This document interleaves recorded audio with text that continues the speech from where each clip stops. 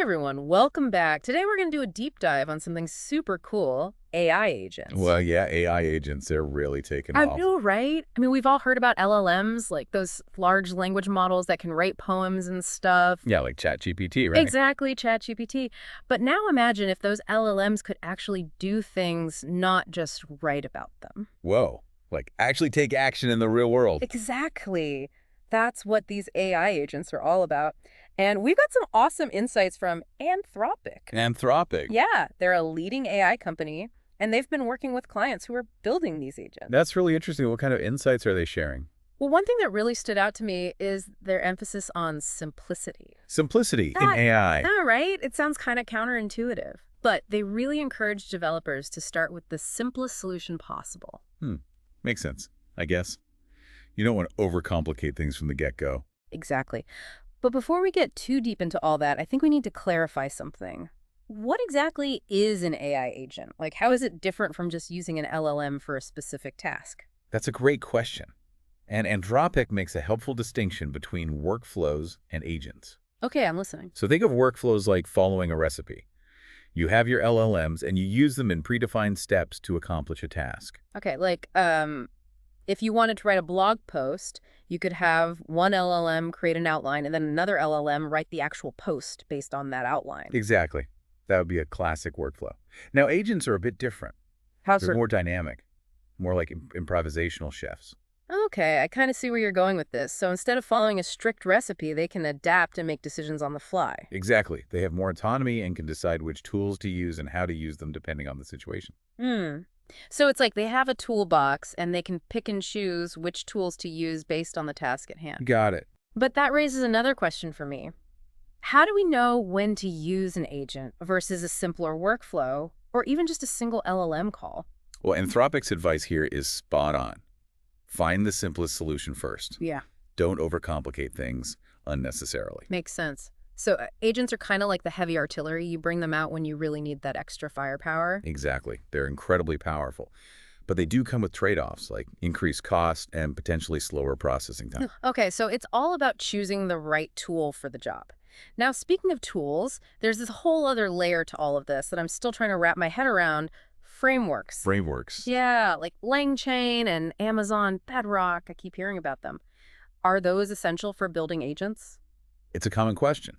And while frameworks can be incredibly helpful, Anthropic actually suggests starting simple by directly using LLM APIs to understand the fundamentals. Wait, hold on. APIs. Can you quickly explain what those are? I'm not a programmer. Sure. Think of an API as a way for different software systems to talk to each other. Okay, so in this case, you'd be using an API to directly interact with the LLM without needing a framework as a middleman. Exactly. It's like learning to drive a car with a manual transmission before graduating to an automatic. Ah, I get it. So starting with APIs helps you understand the underlying mechanics before adding the convenience of a framework. Precisely. And if you do decide to use a framework later on, which many people do, it's crucial to understand what's happening under the hood. Okay, so no black boxes. We want to know how things work. Exactly. All right, so let's say we've decided that an agent is the right tool for the job. What are the actual steps involved in creating one? Anthropic mentions several common patterns, right? They do. And they start with a foundational building block, the augmented LLM. Augmented LLM, what does that even mean? Well, imagine giving an LLM access to a set of tools and resources that expand its capabilities. Okay, like what kind of tools are we talking about? Anything, really. Yeah. It could be a search engine, a calculator, a database of past conversations, you name it. So by connecting an LLM to these tools, you're essentially giving it a superpower upgrade. Exactly. And to make this integration even easier, Anthropic has developed something called the Model Context Protocol. Model Context Protocol. It's essentially a standardized way for LLMs to communicate with these external tools and resources. Okay, so it's like a universal language that all LLMs can understand. Pretty much. It makes it much easier to build and deploy these augmented LLMs. That's really cool. Now, I'm curious about those patterns Anthropic mentioned. How can we actually combine these augmented LLMs to create different types of agents? They outlined a few common workflow patterns, starting with something called prompt chaining. Prompt chaining, what's that? It's like an assembly line for LLMs. You break down a complex task into a series of smaller steps, and each step is handled by a different LLM call. Can you give us an example? Sure. Imagine you're a marketing company that needs to create advertising copy, and then translate it into multiple languages. Yeah. You could use prompt chaining to first have an LLM generate the initial copy in English. Then you could feed that output into another LLM that specializes in translation to create roles in Spanish, French, Mandarin, and so on. That makes sense. So each LLM is like a specialist working on a specific part of the overall project. Exactly. Okay, what's the next pattern? The next one is called routing, and it's all about directing different inputs to the right LLM for the job. Like a traffic cop for LLMs. Exactly. Think of it like sorting mail at a post office. Hmm. You wouldn't want every piece of mail going to the same person to be sorted right. Right, of course not. So in this case, you'd have different LLMs specialized in handling different types of requests. Precisely.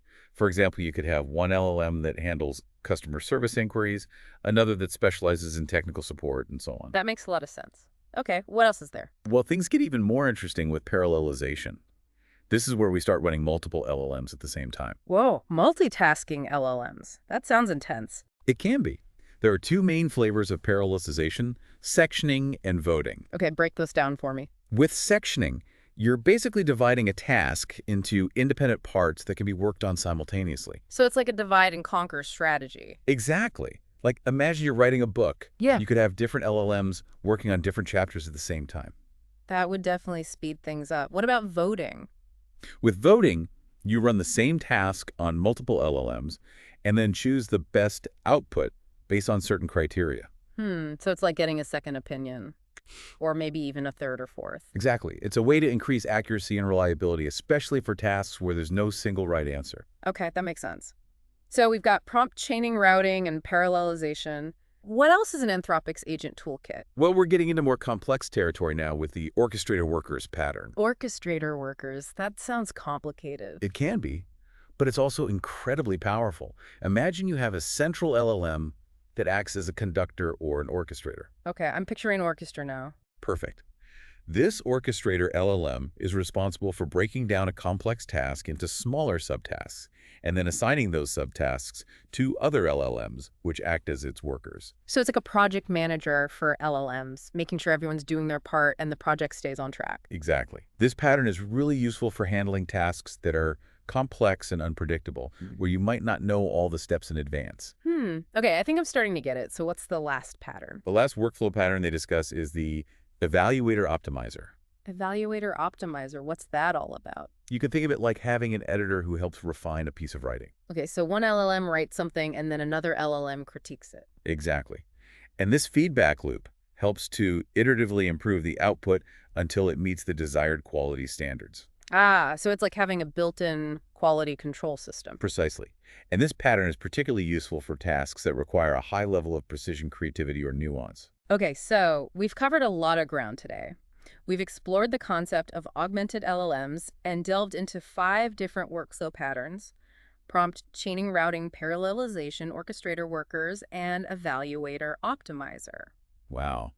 You've been a great student. Thanks. I'm starting to feel like I'm getting a handle on this agent stuff. But now I'm ready for the main event: autonomous agents. Ah, yes. The crown jewel of agent architecture.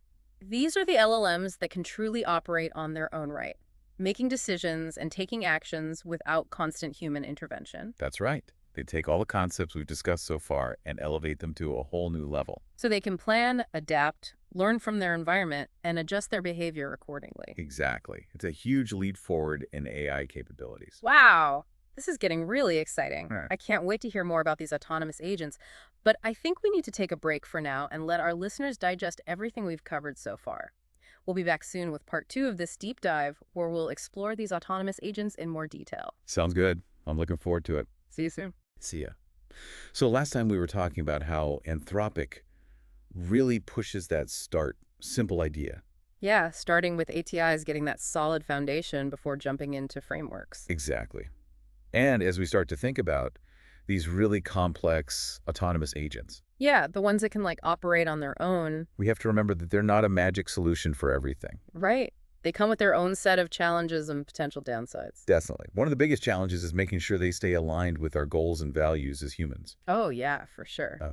If As they become more autonomous and make their own decisions, we really need to make sure they're not going off the rails. Exactly. We need ways to keep them in check Yeah. and make sure they're not doing things we don't want them to do.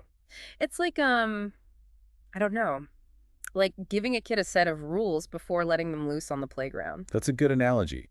We want to give them some freedom to explore and learn, but within certain boundaries. Right, exactly. So it's not just about the technical side of building these agents, it's also about the ethical considerations. You got it.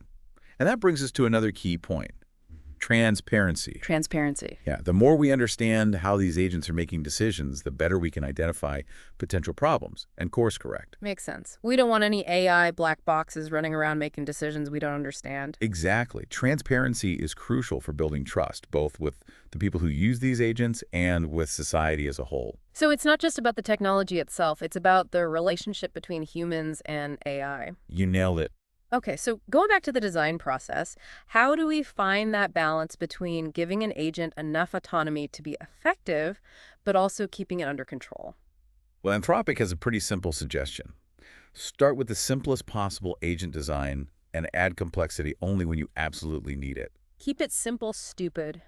Right? Yep. I love that principle. It's a classic for a reason. It applies to so many things in life, including AI agents. So it's about finding that sweet spot between capability and complexity. Exactly. You want an agent that's powerful enough for the task, but not so complex that it becomes a nightmare to manage. Right. And it's an iterative process too, right? Like you don't just build the perfect agent on the first try. Absolutely. It's all about testing, learning, refining, and constantly improving based on feedback. So it's like any other creative process, really. You start with a rough draft and then keep polishing it until it shines. That's a great way to put it. And Anthropic talks about some really helpful practices for this iterative development, like clear documentation, thorough testing, and even this concept called poka-yoke. Poka-yoke, what in the world is that? It's a Japanese term that means mistake proofing. Basically, it's about designing systems in a way that minimizes the possibility of human error. Ah, so in the context of AI agents, it's about building in safeguards to prevent them from making mistakes, even if those mistakes are unintentional. Exactly. It's about anticipating potential problems and designing ways to either prevent them altogether or at least reduce their impact. So it's like putting bumpers on a bowling lane to help people avoid gutter balls. I love that analogy. It's perfect. It's all about creating a system that's robust and forgiving, allowing for experimentation without the risk of catastrophic failure. I like that a lot. Okay, so we've talked about poka-yoke, thorough testing, transparency, starting simple.